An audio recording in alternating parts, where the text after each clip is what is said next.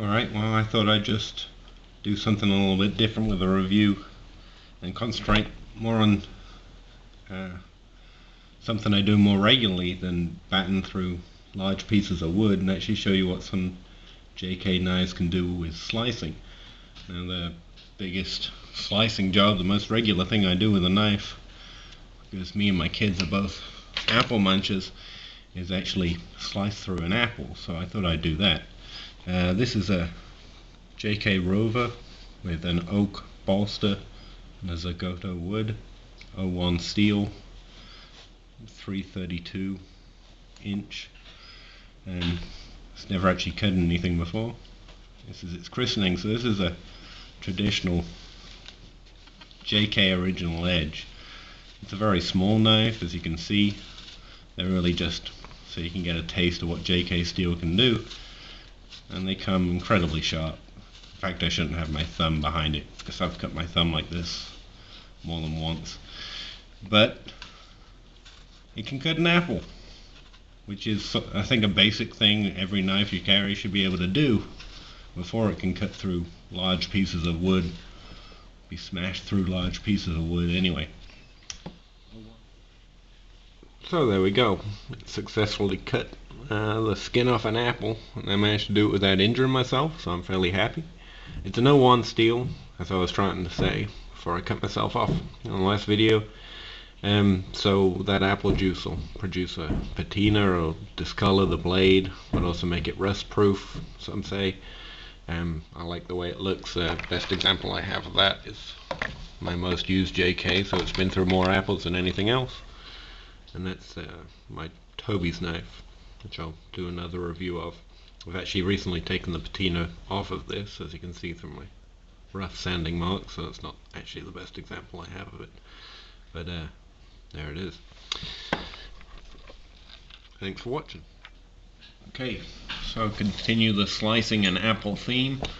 I thought I'd show you one of the most impressive things I saw out of JK knives, which was the belt hawk.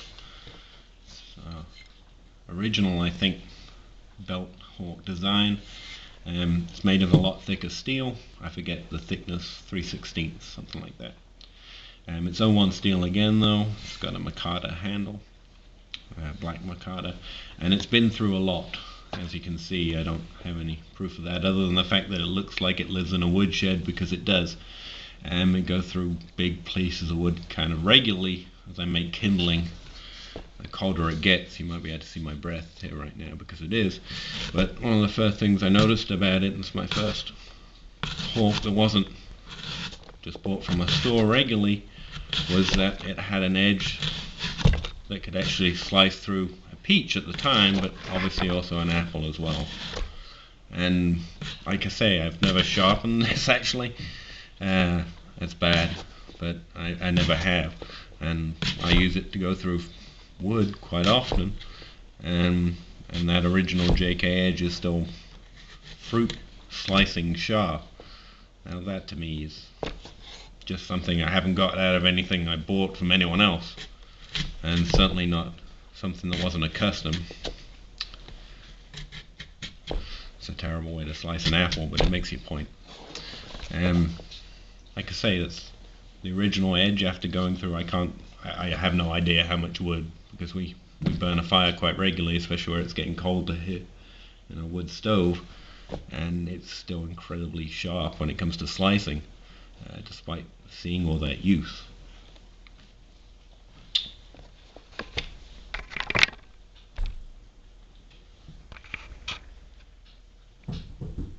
Okay, back again. Building up quite a storage of apple slices here, so I better serve them up for lunch at some point. Now both of those, the Rover and the Belt Hawk, are kind of more of a Scandi edge but John puts a convexed edge on most of his knives actually, including the Hiker, which is my favorite and only larger knife that I have. It's actually over 7 inches. And the Sam Swayback as well. It's also his regular convex edge. That doesn't make a difference in the sense that it's still incredibly sharp when it comes to slicing. I'm using the hiker because, again, after the smaller knives, the hiker is the only big knife that I have that actually has gone through wood and it's done harder chores. And I have sharpened this off and on, but I can't say I've done it recently.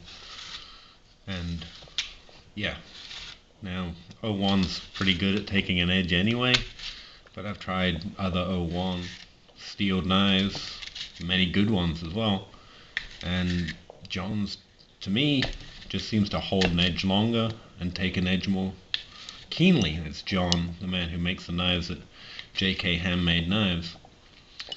And so it doesn't really matter what edge he puts on there for you when it comes to Scandivex, or when it comes to Scandi or flat grind, or just his regular convex edge.